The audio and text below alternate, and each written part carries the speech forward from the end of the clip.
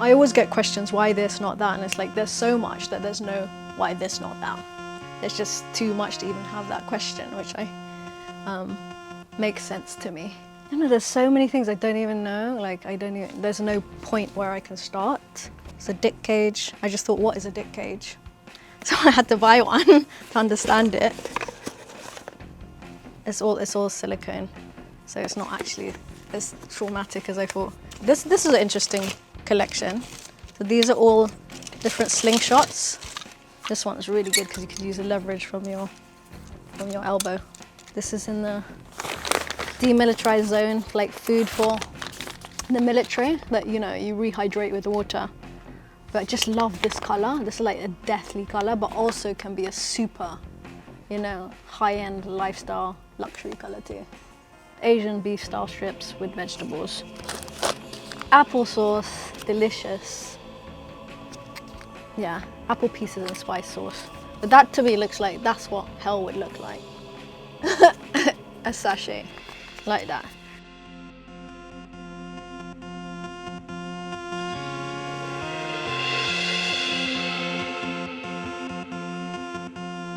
Again, way I describe the practice best is that I'm trying to process this reality because none of it makes sense.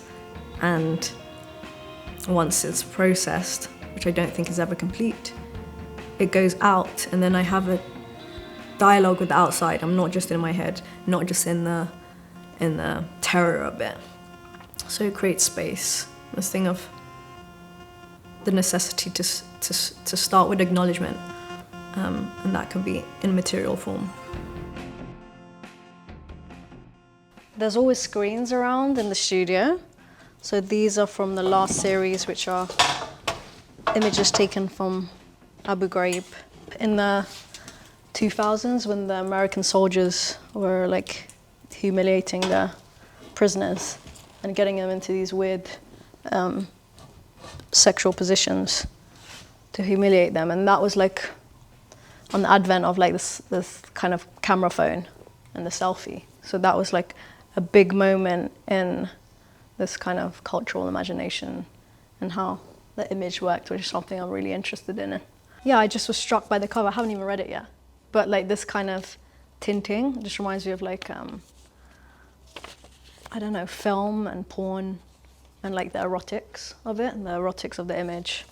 So just that cover like started this whole process and this research process. Because the searching through Google Images is like the thing, because I get more and more nervous when I can't find the thing, and I'm like paranoid, and it's real, and it's not. I don't think you choose being an artist. I think you are, and you kind of know from early on. I think it's something about language not being satisfactory, and you kind of are unconsciously building out kind of language out of necessity. So I always say I come from like a broken syntax. I was born in Malaysia, went to Sharjah, came to London, and you know, having migrant parents, feeling that this kind of deep sense of responsibility, and you know, trying to go with that vein of making my parents happy in the kind of sciences or medicine, because it was a struggle for both of them to get there. I think that was never a conscious choice to do, but when I got into college, I enrolled myself into Art Foundation, and that always felt a bit naughty, but it really opened up a space for me. But what pushed it into that space of like, this is the reason you get up in the morning, this is how you're going to sustain yourself, was because of like mental health stuff. I think I was slowly going into depression with care work. There was not much like community support. I didn't even realize I was going into it. So each time I have a breakdown, I'm more and more resolved with this vocation, let's say. But art was never really a thing. Like, my parents are not bourgeois. I didn't go to galleries growing up. There's no kind of privileged spot for it. It wasn't really a thing. Like art class maybe in secondary school because I was good at it. And every single artist has a story about this. Like, one teacher points you out and says, you know, you got something, kid. So that was like, you know, the kind of start of it. And then realizing that's actually the way that you express yourself in the world, and that how important that is, because when I stopped doing that, later on, there were consequences to that.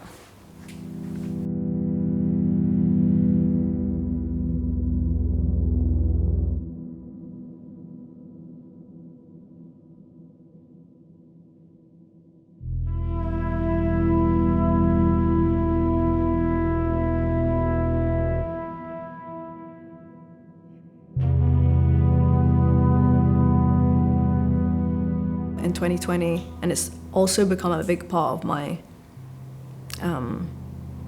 work, is I lost my mind. I think anyone's predispositions in their mental health, you know, it hit its worst point in 2020. The isolation, I was alone for, I think, 6 months, but not speaking, like, and not seeing people, and I slowly kind of went in. There were other circumstances, relationship things, and stuff in the world. I remember the George Floyd was happening, and the same thing was happening in Palestine, but that never got the recognition. So I felt like this thing of, like, I could feel myself slowly losing the thread and not feeling I was here. Eventually that went into full-blown psychosis. That inner world that I pull from and consciously make work from became a very persecutory reality on the outside, talking to me. There's signs, lots of signs. It's basically like, people think that, you know, that psychosis is like a loss of brain functioning, but actually you're hyper functioning. Everything, the hyperconnectivity of everything and the associations are great. So everything's a sign, everything has a literal meaning. There's no metaphor. And if you think about how an artist works, they work from a place of intuitive association and a loose association. So if they get into a flow state, they can connect this color with this form, this idea with this concept in history. So yeah, I talk about that a lot because I'm still trying to make sense of it. And a lot of people have had these experiences. And it was quite a long one. It was like 9 months, like giving birth to myself, a new self. It's still so far out my baseline. I need to unpack it through the working and processing. Because I don't really think it's art. I mean, it becomes art when it's accepted and taken in as such. It becomes that. It's a proof that I exist and I'm received. Yeah, that makes me feel. When I heard that just clicked for me.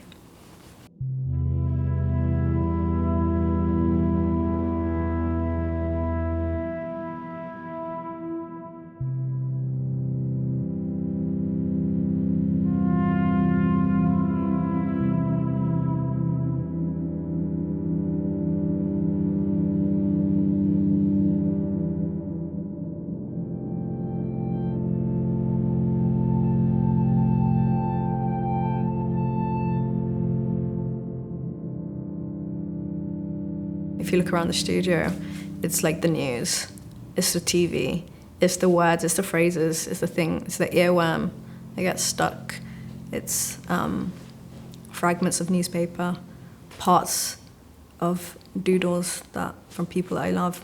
This image here, which we can see the original later, is taken from like Instagram. It's wiped from the internet because now we have the biggest digital censorship in history. With what's happening in Gaza, where my father's from. So I was thinking about like painting the exploded field and what that meant. Exploding meaning, exploding matter, exploding brain matter, and all these things, which ties back to kind of like a psychotic thinking. Because when you're in it, everything's literal. So if someone says anything like, that's a turn of phrase, like you killed it, or you know, something like that, I'd feel it as like really menacing. So in art school, I remember the tutors are saying, like, you know, what is a good hang? As in, like, what's a good display, or what's a good group of artists that you'd want to show your work and hang work up on the wall? But to me, I thought it was like lynching. So partly to do with the fact that I just wasn't in the painting conversation before that. So this thing of like, who can afford metaphor? And that becomes in a painting field abstraction, and abstraction being the most elevated form, something that can hold the sublime. But then this hystericism in me of not wanting to negate the brutal, figurative shrapnel of where it started from. Because now that's taken apart enough that you can't really see what you're looking at. But right now I'm working on, since the war, on this flattened civilian. And it kind of took me back. We go to like my source material here. This is the kind of original image. You see it says use template, kind of like that. And it takes me back to my first kind of experiences of life drawing or death drawing, when I used to draw the dead in my art school, and how the fat is just so much more vivid. The yellows of the fat and the reds of the muscle are so vivid. And just thinking about that, and I found this picture of my dad in the 70s with this red fern and how like and the yellow. So I just made a kind of connection. But yeah, he's so beautiful with his fluffy hair. But just thinking like all the associations that come with it. And then working with this collection at Boyman's. They have this grid system that old masters would do to transfer an image. So it's like a study for Christ in this thing, similar colors. I'm just thinking about these kind of connections. This hand that's splayed out here.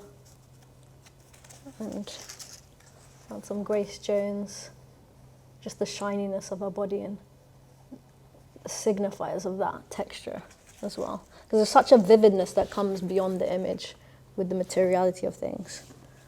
I think it's all like an experiment of like empathy even, because at first I was so shocked by it, I couldn't compute it, that I had to send it to other people to just get their reactions back, because I was like so in it. And it's almost like through others I can feel the horror, because there's such a deadening that's happening with the image and its reproduction, and especially after months and months working with it, it's become something else. But the necessity I have to keep working with it, and its power. Like there's something about images like this one here, which is the screen we saw earlier, which is like with the American Guard and a dirty protest, I guess, in the Abu Ghraib prison. But there's something about this image beyond the subject that is giving a resistant force outwards. So I might not know the name, I might not know, I don't have consent from him, but it's like this power that comes from that act of resistance.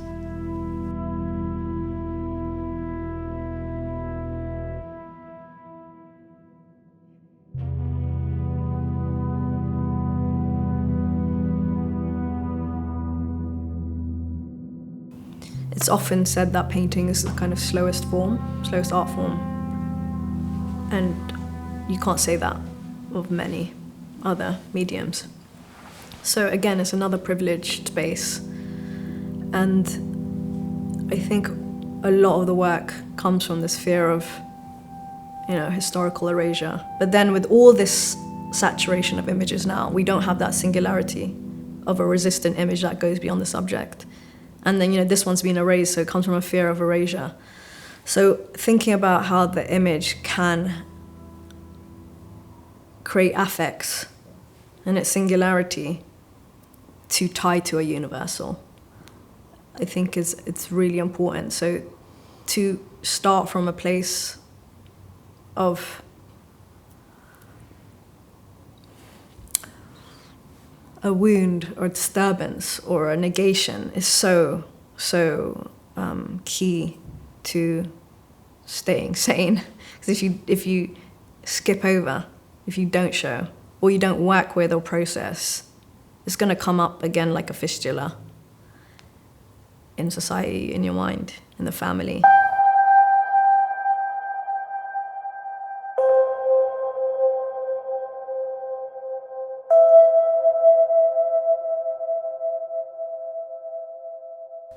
So I guess I tried to like get into a warm place because I'm dealing with like quite heavy subject matter. So I tried to get into a place of non-judgment and flow, which is kind of like a childlike state, I guess.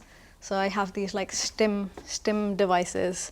One is like this, my glitter lamp light. I put like these words in front of it. But there's always this kind of mermaid colors that go on top of all the gore. This is kind of like a reference to an opal, my favorite. I even have like a real wet specimen opal here. I don't know if you can see the colors there. You can catch it. That holographic bit there. Like I'm obsessed with eyes and the evil eye. I even have one here. I always have a few on my body and then I have some on my ear. Just for protection. There's loads in the library. But I remember like when my mum used to come back from working as a midwife in the kind of communal area, there'll always be loads of Vogues, dirty Vogues that people are looking through. And I'd always rip out the pages. So I put my Kate Blanchett up.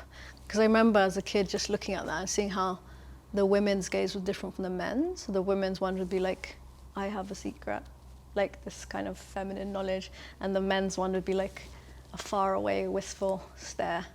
Like, you know, I'm busy. So, yeah, those things I can't quite place, I'll have them. Like the laser grid, like the sniper's laser. These are all kind of like ubiquitous things. Like there's an advertisement for a cleaner in West London, but they're all kind of things that have this thing I want to explore, this horror underneath of the surface, but they're so flat at the same time.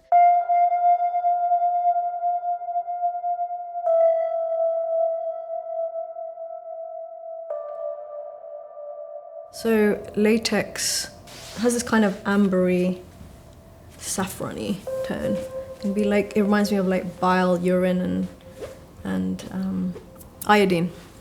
And so it's something that's always threatening to take away the fresh contemporary lightness that I use in my palette. And it's always dying as it comes out the tree. So it's doing the same as a grid, it's binding. It's binding objects and ephemera, pigment, and it's giving it a body, it's giving it flesh. It's something, because not everyone wants to work with it with me because it stinks when it comes out. It has like ammonia to emulsify it. But when it comes out of the tree, it really smells like shit. And my mum worked on a rubber tapping farm in the virgin jungles in Malaysia growing up. Like she was working when she was a kid, the flashlight on her head early in the morning. So it's like it's a connection back to that labor, and it's not necessarily part of the kind of overt discourse, but when I'm working with it, I feel not necessarily romantic. It's a bit romantic.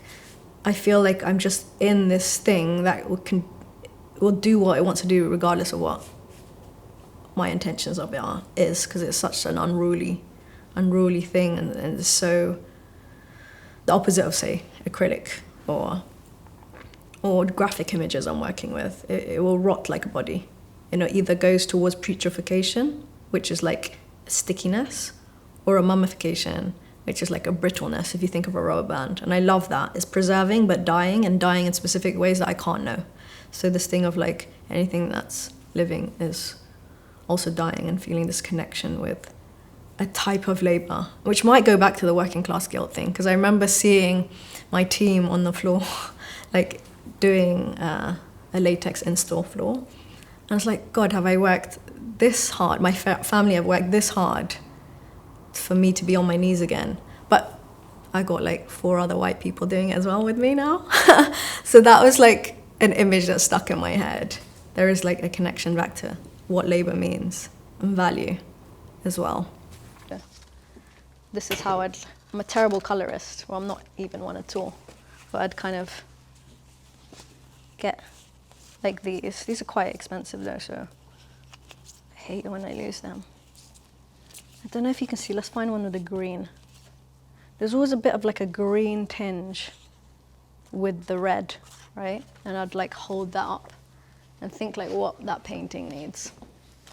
See right there, with the Dan Flavin, we've got the purples and we've got the reds. Just need to find the yellows. But yeah, these colors are more important to me than the primaries. So these bile, bruised, kind of yellow, acidy tones.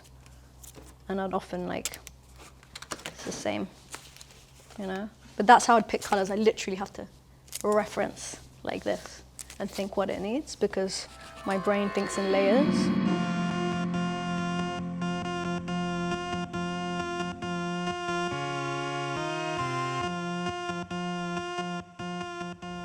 Being you, being in the space, just being here is political. I'm breathing right now because we are in this world. I don't know, I thought about this and I thought I'd just come to it when it comes, but I don't know how to answer that. Like, to me, I think to foreground the methodology and the aesthetics is important. Everything that comes in are like arbitrary contingents, as in they're things that affect me. They're arbitrary in that the news comes in. They're contingent because they've caught my eye. So it's like, yes, because it exists now, but no, as in it's not activism. And that's, you know, a parallel, can be a parallel practice. I don't think that's what art's supposed to do. Art is something that doesn't have a function, but is a proof of our subjectivity, you know, and singularity, but also ties to something that is a universal. So this universalist gesture painting, it's incredible because it can affect and speak to the universal, but comes from a singular position, that of the artist and their hand or their thinking. So that to me is something so beautiful. You can't make that connectivity. You can't make a proof of this value, what it means to be human, with all this horror, you know, and absurdity.